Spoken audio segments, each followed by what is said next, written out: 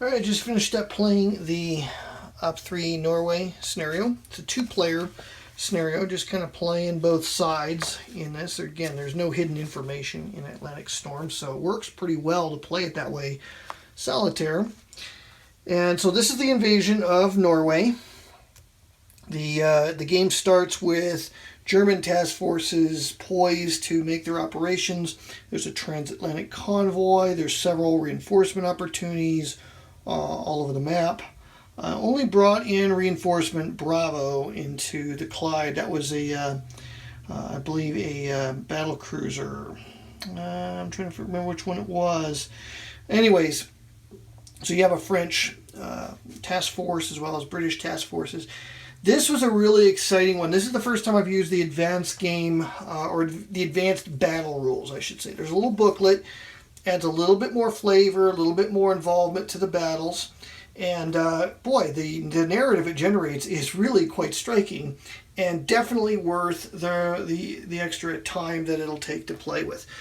So the end result of the battle was the Germans were able to land all three of their convoys, which ended the battle. I blundered a little bit with the British at the end, tried to do too much to take out the last convoy that was trying to make the invasion of Bergen. But they invaded Trondheim. They were able to establish an airbase there. The airbase isn't really functional in the scenario. It's just there for point value. And they didn't take any losses to their ships while doing so.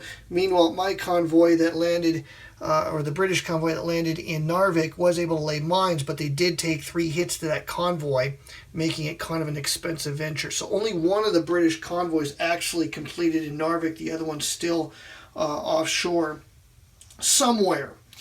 There was a huge naval battle, well, in terms of this game, a very large naval battle involving the Scharnhorst, the Gneisenau, and the Hipper against Nigeria, Sheffield, Galatea, Montcalm, the Rodney, and the Repulse.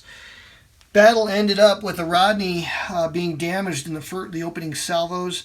The Repulse had a hit to the bridge and a turret knocked out that they weren't able to repair. The cruisers were the heroes of the story. They were able to close in after the Repulse and the Rodney had knocked out the Scharnhorst. The cruisers took care of Gneisenau and also damaged the Hipper, set her on fire, and they were able to put the fire out, but she's trailing an oil slick and probably, if the scenario were to be prolonged, would not make it home. The Scharnhorst and the Gneisenau were both hit in the magazines and blew up. That was kind of the exciting thing about the advanced game battles. So they were both trying to flee. They couldn't get an escaped roll. They were laying smoke down. At least the Gneisenau was laying smoke down for the Hipper. The Hipper was damaged.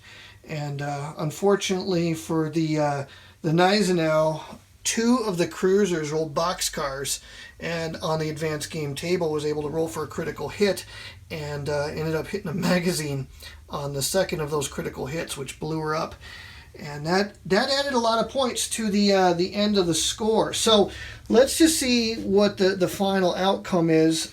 We'll total up the British points here. Did they mine Trondheim? They did, but not before an airbase was established. So they get 1 point. They finished up 1 convoy, so 3, 4, 5, 6, 7, 8. That's it. And yeah, just the 8 points. That's all they're going to get. Not a lot to be had there. German victory points, they're going to get 3, 4, 5, 6, 7, 8, 9, 10, 11, 12. Total of 12 points. So a 4-point differential, and I've got it actually marked here. I just kind of wanted you to see the process there. So a 4-point differential, but it's really a lot closer than that because I came within a whisker of being able to lay an airstrike in on the task force that was in Bergen. And unfortunately, because I had an intel marker at the time put down on my guys, actually I had 3 intel markers at that point, they were able to interrupt and slip past my nets, and yeah, that was just really unfortunate. I just kind of figured at that point, I'm probably going to lose as the British. Might as well do an all pass, get rid of those intel markers, and hope I could roll a 9 to interrupt the German attempt to finish that convoy and land, and I was unsuccessful in that last die roll. Now, had they been successful, this could have had a really different kind of an outcome, because that convoy was pretty darn vulnerable. And I didn't use the submarine. The submarine was coordinating for the airstrike. I just kind of felt like that was probably the best use of the resources at hand in order to put some real hurt down on the Germans and interrupt things. I just kind of felt like the surface ships were just too far away to make the kind of effort needed to bring that to a successful conclusion. The other thing I could have done was finished up a convoy there or there, but in either case, the Germans are going to get a chance to interrupt that with a die roll of 9, and it's kind of a pressure luck sort of thing. So if you fail, then your chances go up by 1 result for the next interrupt.